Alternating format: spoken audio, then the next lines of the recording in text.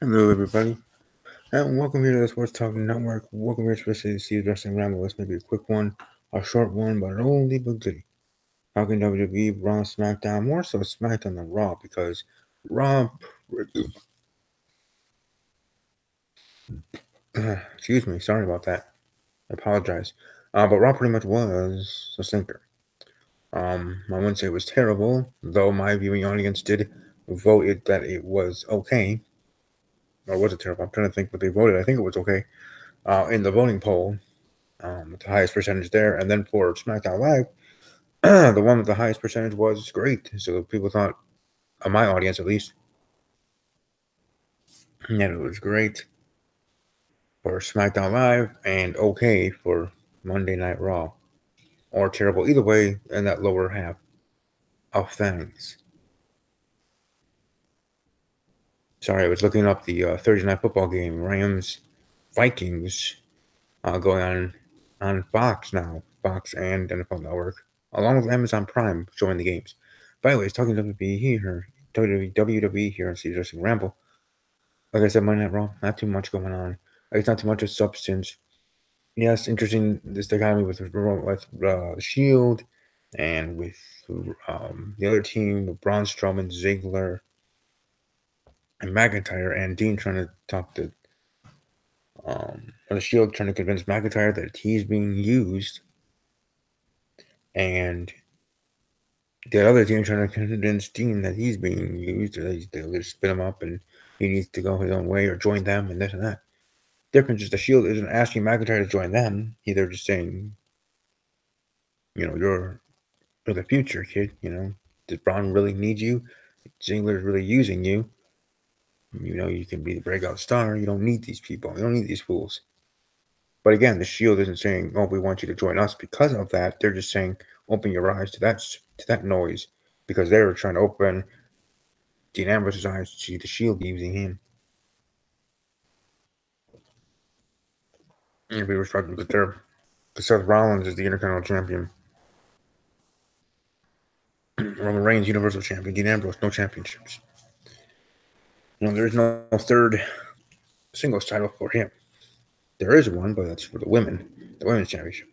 But the other one he could get is the tag team title, and he would need one of his Shield brothers or someone to do that. So maybe what's going to happen, which would be a swerve of swerves, WWE trying to be creative. I wouldn't mind it. Some would just because of how stupid it may seem, but I would like it for its creativity, and that is if they have in the end Dean Ambrose and McIntyre both turning on their teams and just forming a tag team together of their own with McIntyre and Ambrose. Think about that team, right?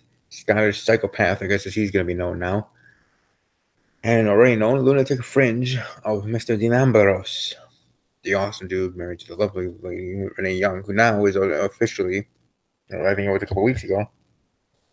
Oh, sorry, officially, full-time commentator on Monday Night Raw, not on SmackDown Live, like I thought in October she was groomed to be, and then maybe Raw sometime. No, it's feet to the fire. She can do it.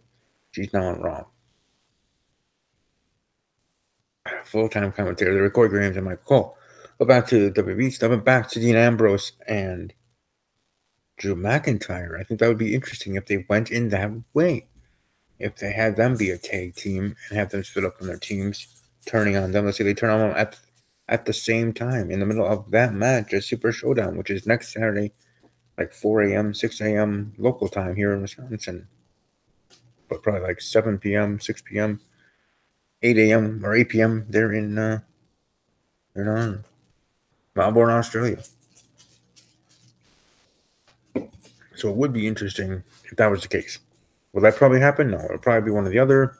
Also, Dean Ambrose turning heel, either joining the other team or just going on his own and helping the other team, but not really being part of the other team because he does things his own right, his own way, his own path. Doesn't take friends, doesn't need friends. I mean, he came back with that look, souped up, looking jacked, looking awesome.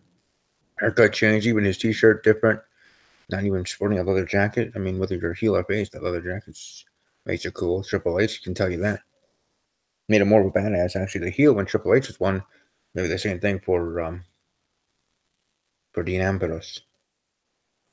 But either way, that's probably the way it'll go. I was just thinking of an outside idea, a different idea of having Ambrose and McIntyre being a team together. They're both turning on the teams during the match ending in a no contest with the group match there.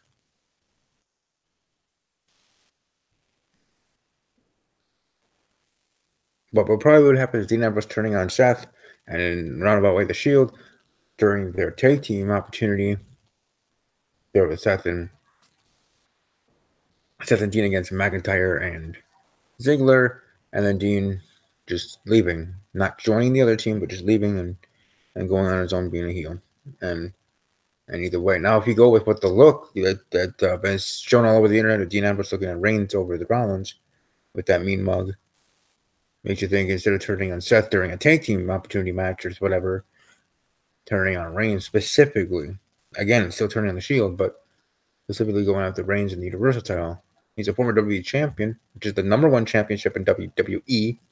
So why not go after the #2 overall championship in WWE, being the Universal Championship, which is the #1 championship of the #1 show, which is the flagship of WWE, which is Monday Night Raw, which then in the way might be proved and be promoted as #1 championship in WWE, though it's not. AJ Styles is holding the #1 championship in WWE, which is the WWE title. Yes, I know I talked fast there, but I just wanted to share all that in one quick breath and rum it on and on, as I sometimes do. But that part of Raw was interesting. That part of Raw I cared about. Another part of Raw that I somewhat cared about was Liv Morgan and her health.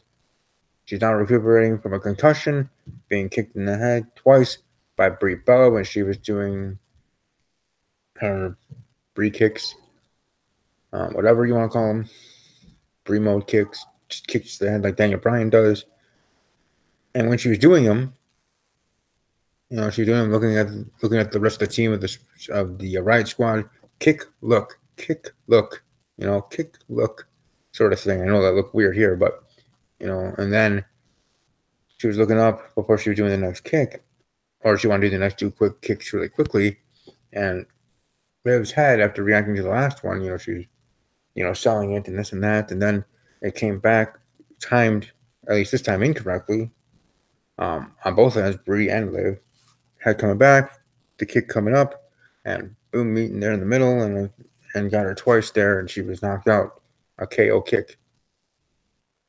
And I don't mean to laugh about it or make fun of it, because there's nothing to make fun of. It's very serious, and I hope Liv is okay. And that could have, if it was any of a harder kick or a true kick,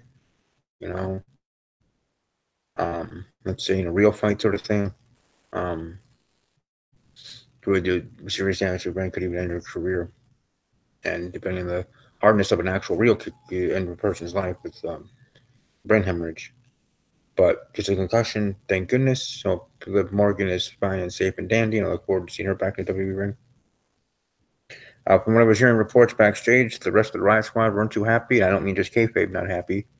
With the Riot Squad going to be facing the Bella Twins and Ronda at Super Showdown. I don't know if that's still going to be on, though it is next week Saturday, not this week Saturday. So there's time for Liv to recover to be part of that match. But time to rush. Don't need to rush it, and don't rush it. If she doesn't need more than 1 week, or there's symptoms still lingering at that time, maybe not as severe now, but still lingering, don't chance it. Especially if you're going to plan to have that same spot in that show. So that's unfortunate with Brie Bella. The other week it was the whole suicide dive she was trying to do, and looking botched and this and that. I mean, I'm a member of the Bella Army. I'm a fan of the Bella Twins.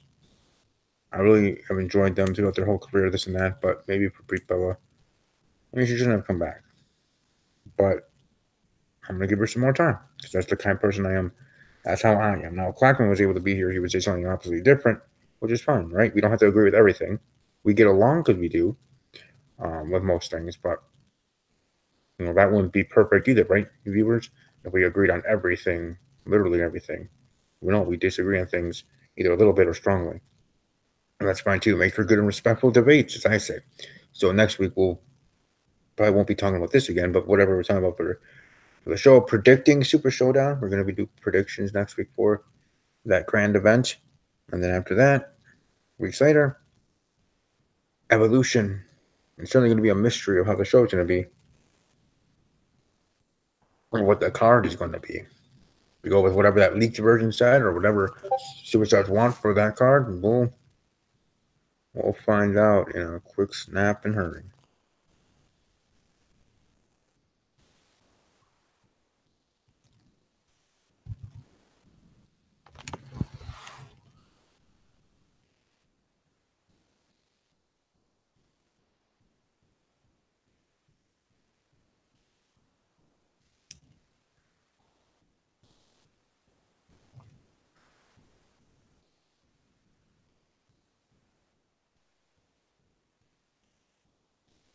All right, sorry.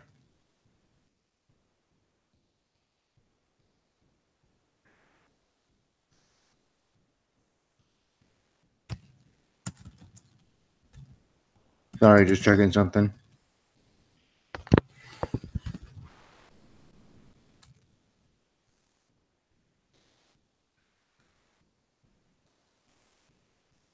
But anyways, yeah, that was just certainly interesting in its own right with how that was. And like I said, I hope Liv's gonna be fine and okay, and we're gonna be good moving forward, specifically with Liv Morgan. But with Brie Bella, she might just need more time to prepare, even with her busy life and everything, And I mean, prepare is in ring. First was getting back in ring shape after having the child, and want to come back with her sister. And between the two, Nikki Bella is a better superstar than Brie. And Nikki herself has been improving. Part of me used to say that Bella twins had a big hand in this whole revolution thing. They're superstars. They get mad because they part of the Diva era and they are this. But I think backstage they really wanted things to change, and as they got more and more quote unquote backstage power, just in that they used that in a positive way and trying to get female roster over more sense. So.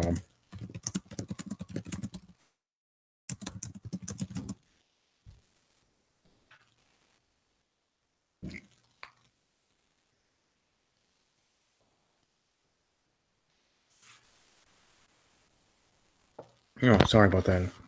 Camera moved as I was moving and replying to somebody with my team talking about the game I'm part of, the Twitter version of Who Done It. You ever saw that TV show? YouTube search it. Just YouTube search Who Done It ABC or just Who Done It, and you'll see exactly what I'm talking about. If you don't want to, then you don't have to. But anyways, back to WWE. SmackDown Live was awesome. The ending was actually very interesting in its own right with Samoa Joe being at AJ Styles' house, ringing the doorbell, and it being assumed when the answer to this and that.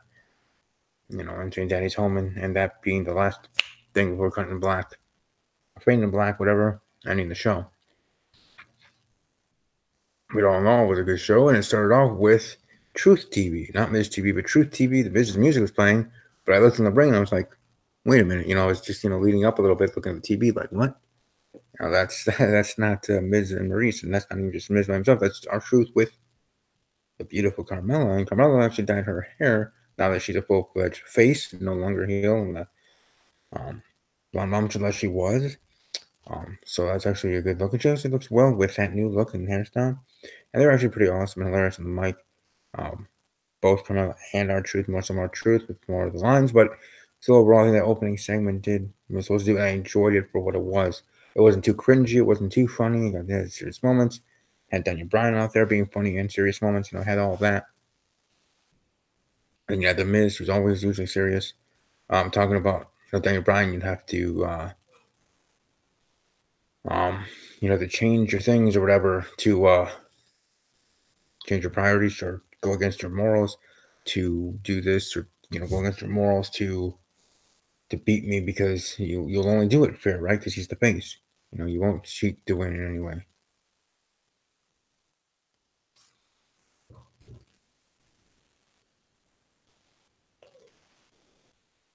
But again, starting off hot right there. Then you had the SmackDown Women's Champion Becky Lynch, and this might have been a little bit late in the show, but I'm just going off what I think in top of my dome piece, my head.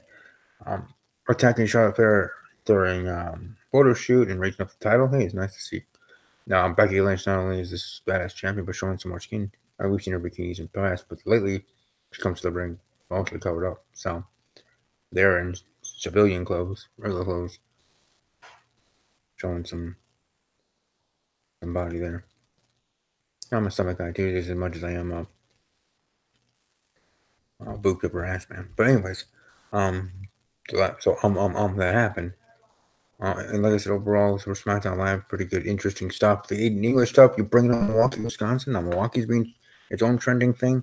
That's awesome for citizens of Milwaukee, Wisconsin, let alone us all Wisconsinites that watch WWE and care, right? And those that don't. And I have no idea what I'm talking about. But just here in Milwaukee and that being part of the thing, I'm like, oh, cool. Awesome. Yeah, let's bring up Milwaukee. Bring it up every single week. Because Milwaukee is the best. Milwaukee's number one. Yeah, sure. Okay. But either way, that certainly was interesting.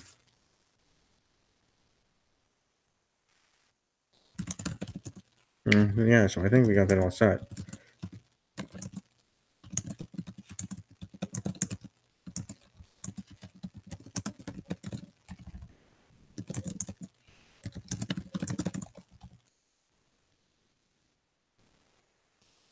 Mm.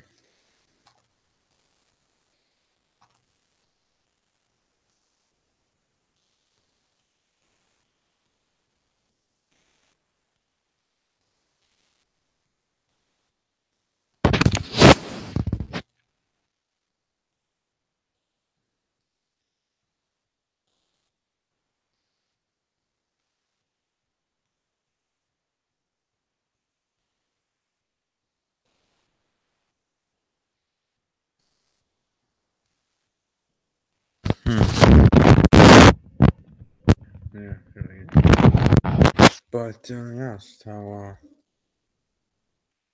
it happened. And I think that overall SmackDown was better than Monday Night Raw. I also want to talk about Sasha Banks, her injury. She's no longer on the Mixed Match Challenge. Next week, we have the Super Showdown show on that Saturday morning here at local time. Saturday evening there in Down Under. But that certainly will be interesting in its own right.